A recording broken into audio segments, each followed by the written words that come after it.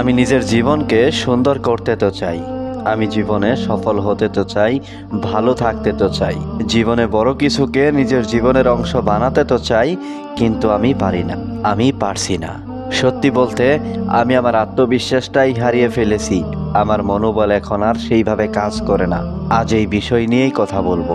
আত্মবিশ্বাস, মনোবল যে কতটা প্রয়োজনীয়, কতটা গুরুত্বপূর্ণ সেটা জানা উচিত, এবং সেটা কিভাবে বাড়ানো যায়, কিভাবে নিজের উপরে বিশ্বাস রাখা যায়, সেটা নিয়ে কিছু বিষয় অবশ্যই প্রত্যেকটা মানুষের জানা উচিত।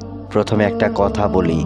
কোনো এক মহান ব্যক্তি বলেছিলেন যে কোনো ব্যক্তি যদি মন থেকে হেরে যায়, তাহলে সেই ব্যক্তিকে বা সেই মানুষকে জীবনে জেতানোটা অনেক কঠিন হয়ে দাঁড়ায়। আর এখন থেকেই এটা স্পষ্ট যে একজন মানুষের মনোবল কত বেশি হওয়া উচিত, একজন মানুষের আত্মবিশ্বাস কত বেশি হওয়া উচিত। যদি তোমাকে কেউ বলে যে একজন মানুষের জীবনে ভালো থাকার জন্যে বা বড় কিছু করার জন্যে প্রধান উপকরণ কি, তাহলে তুমি উত্তর দিও যে অবশ্যই মনোবল, অবশ্যই আত্মবিশ্বাস। এই মনোবল কখন হারিয়ে যায় জানো? যখন আমরা অনেকবার চেষ্টা করি কিন্তু সফল হতে পারি না, যখন আমরা পরিবর্তন হওয়ার চেষ্টা তো করি কিন্তু কিছুদিন পরে আবার যেমন ছিলাম তেমন হয়ে যাই, যখন আমরা অলসতাকে নিজের জীবনের অংশ বানিয়ে ফেলি, যখন আমরা আমাদের জীবনের অজুহাতগুলোকে অস্ত্র হিসেবে ব্যবহার করি। আসলে আমাদের জীবনের সমস্যা কোথায় জানো? আমাদের চিন্তা ভাবনার সমস্যা কোথায় জানো? আমরা আমাদের জীবনে ব্যর্থতাগুলোকে শুধুমাত্র ব্যর্থতা হিসেবেই মনে করি, কিন্তু ব্যর্থতা যে একটা শিক্ষা সেটা আমাদের মনে আসে না, সেটা আমরা মনে করি না। দেখো, তোমাকে একটা বিষয় স্পষ্ট করি, যে কোনো একটা বিষয়ে তুমি যখন ব্যর্থ হচ্ছ তার মানে এটা ক্লিয়ার যে তুমি শুরু করে দিয়েছো, তুমি চেষ্টাটা চালিয়ে যেতে শুরু করেছো।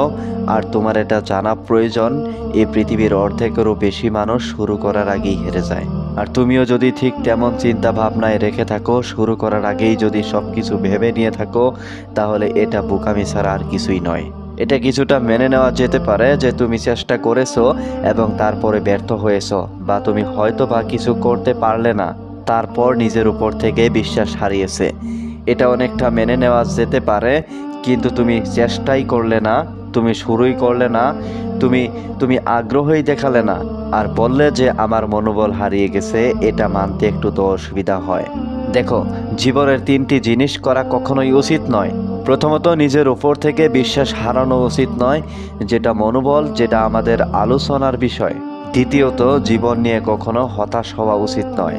আর তৃতীয়ত, জীবন নিয়ে কখনো টেনশন করা উচিত নয়। আমরা এই পৃথিবীতে এমন কিছু নিয়ে আসিনি যেগুলো হারিয়ে গেলে আমাদের হতাশ হওয়া উচিত। আমাদের নিজের উপরে সন্দেহ তৈরি হওয়া উচিত।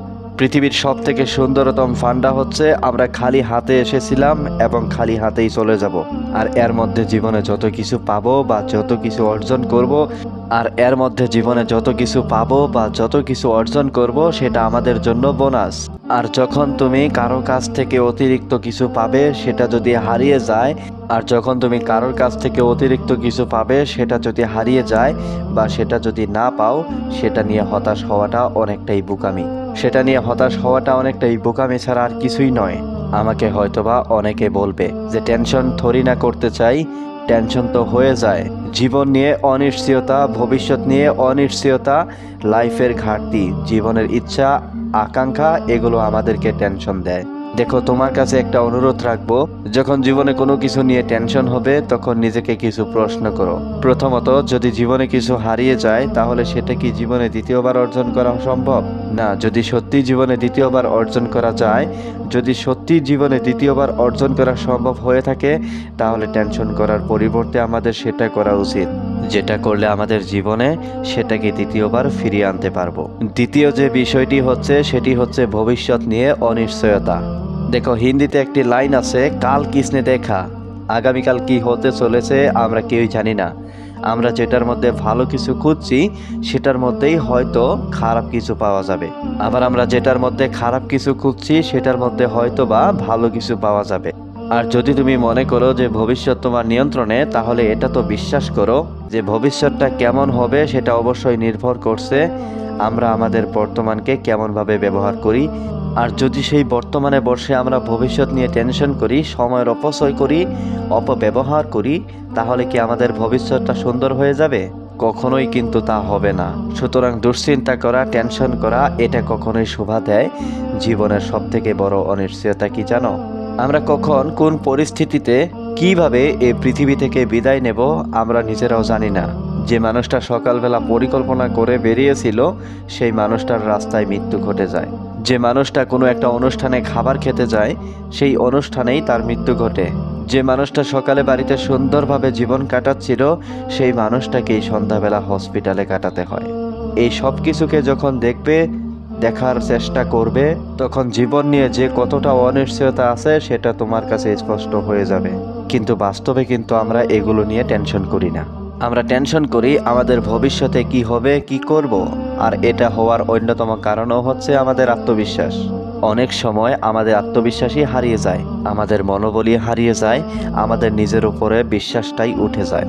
আমাদের মনে হয় যে আমরা মনে হয় আর কিছু করতে পারবো না, আমাদের দ্বারা নতুন করে আর কিছু করা সম্ভব হবে না, করতে পারবো না। জীবনে কোনো কিছু করার জন্যে, ভালো থাকার জন্যে, সুন্দর একটা জীবন কাটানোর জন্যে আত্মবিশ্বাসী হওয়াটা অনেক অনেক বেশি গুরুত্বপূর্ণ। নিজের উপরে বিশ্বাস রাখাটা প্রয়োজনীয়, অনেক অনেক বেশি প্রয়োজনীয়। তুমি খেয়াল করেছো কিনা আমি জানি না, কিন্তু অনেক সময় এমনটা হয়, অনেক সময় আমরা মেহনত করি, চেষ্টা করি, পরিশ্রম করি, কিন্তু আমাদের রেজাল্ট দেখা দেয় না। আর যখন কোনো রেজাল্ট দৃষ্টিগোচর হয় না আমরা মনে করি আমাদের জীবনে কোনো ইমপ্রুভমেন্ট আসছে না, আমাদের জীবনে কোনো পরিবর্তন আসছে না। তোমাকে একটা বাস্তব উদাহরণ দেওয়ার চেষ্টা করি। তুমি দেখবে তুমি কোনো একটা পরীক্ষার জন্য প্রিপারেশন নিচ্ছ 1 বছর ধরে, কিন্তু তোমার রেজাল্ট কিন্তু একদিনেই ডিক্লেয়ার হয়, একদিনেই জানিয়ে দেওয়া হয় তুমি কি পেয়েছো, তুমি কত পেয়েছো, তুমি কতটা অর্জন করতে পেরেছো। তার মানে কি তোমার মেহনতটা ওই একদিনের ছিল? অবশ্যই তা নয়। তুমি মেহনত করেছো 1 বছর ধরে, তবে 1 বছরের রেজাল্ট ওই একদিনেই এসেছে। আর আমরা মনে করি যে আমাদের জীবনে কোনো ইমপ্রুভমেন্ট আসছে না। আমরা যদি চেষ্টা করি গতকালকের থেকে আজকের দিনটাকে সুন্দর করার, আজকের দিনটাকে একটু প্রোডাক্টিভ বানানোর, আরও বেশি নিজের উপরে কাজ করা, সোশ্যাল মিডিয়াকে অ্যাভয়েড, প্রতিদিন নিজেকে 0.5% করে উন্নত করার চেষ্টা করো না, বছর ঘুরে 150%-রও বেশি তুমি উন্নতি করতে পারবে। প্রতিদিন নিজেকে উন্নত করার চেষ্টা করো। তবে হ্যাঁ, জীবনে এমন হয় না যে সব সময় তুমি কোনো কাজ নিয়ে ফুল ফোকাসে থাকবে। কখনো কখনো ডিস্টার্ব ফিল হয়, কখনো কখনো আমরা কাজ করতে করতে এমন কিছুর সাথে জড়িয়ে পড়ি যে আমরা যে কোনো জিনিস নিয়ে সিরিয়াস, কোনো জিনিস নিয়ে ব্যস্ত ছিলাম, কোনো জিনিস নিয়ে কাজ করছিলাম, সেটাই আমরা ভুলে যাই।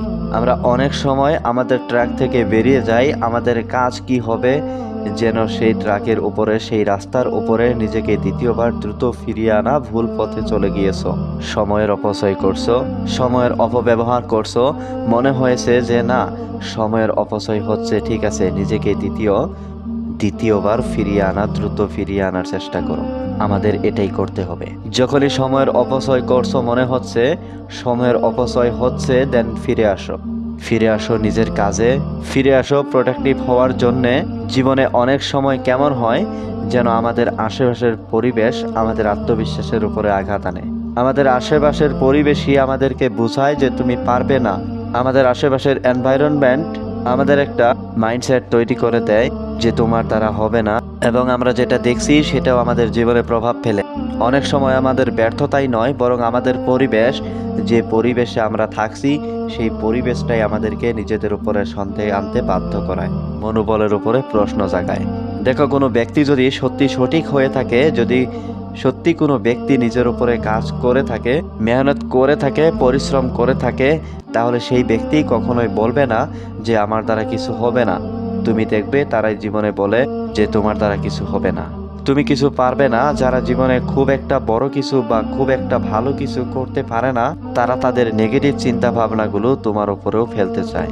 আবার এমনটাও হতে পারে যে তারা তোমাকে হারা অবস্থায় দেখতে চায়। শত্রু সবসময় আমাদের চেনাশোনার মধ্যে হয়ে থাকে, শত্রু সবসময় আমাদের চেনা মানুষগুলোর মধ্যেই তো থেকে থাকে। অবাক হওয়ার মতো কিছুই নেই। তোমাকে একটা বাস্তবতা বলি, যদি সত্যি তোমার কাজ করার খিদে থাকে, যদি সত্যি তোমার কাজের প্রতি ভালোবাসা থাকে, তাহলে বাইরে থেকে খুব একটা বেশি অনুপ্রেরণা নেওয়ার প্রয়োজন পড়ে না।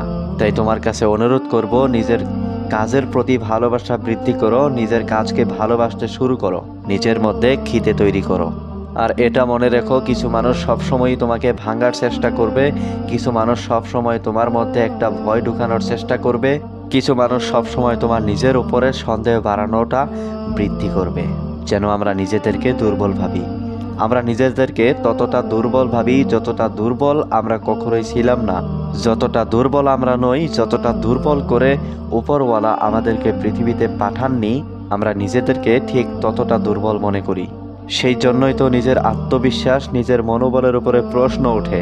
কাশ যদি তোমাকে বোঝাতে পারতাম তোমার ক্ষমতা, একজন মানুষ তার ক্ষমতা ওই 5 থেকে 10%ই ব্যবহার করে। তুমি যেটাকে নিজের পিক মনে করছো, যেখান থেকে তুমি আর এক্সট্রা কিছু করতে পারবে না এমনটা ভাবছো, সেটা তোমার পিক পয়েন্ট নয়। সেখান থেকে তুমি আরো অনেক অতিরিক্ত কিছু করতে পারো। তুমি তোমার ক্ষমতা সম্বন্ধে জানো না, এই জন্যই নিজের মনোবল হারিয়ে ফেলো, এই জন্যই নিজের উপর থেকে বিশ্বাস হারিয়ে ফেলো। একজন মানুষ যদি সত্যি তার ক্ষমতা সম্বন্ধে জানতে পারতো, তাহলে সে নিজের উপরে কখনোই সন্দেহ করতো না। তুমি নিজেকে অতটা দুর্বল কেন মনে করো? যতটা দুর্বল তুমি নও, প্রকৃত অর্থে তুমি দুর্বল নও। এটা বাস্তব, এটা সত্য। এটা বিশ্বাস করতে অসুবিধা কোথায়? তুমি দেখছো পৃথিবীতে তোমার থেকেও দুর্বল মানুষ কত কিছু করছে, তুমি কেন পারবে না? এই প্রশ্নগুলো নিজেকে করো এবং এর উত্তর খোঁজার চেষ্টা করো। নিজের উপরে সন্দেহ করাটা বন্ধ করো, কারণ তুমি যেটা পারো সেটাই পৃথিবীর অনেকেই পারে না। তুমি তোমার ক্ষমতার 10% ব্যবহার করো না, তাই নিজেকে দুর্বল ভাবো, নিজেকে অপারগ মনে করো। নিজের উপরে সন্দেহ করা এগুলো কখনোই গ্রহণযোগ্য হতে পারে না।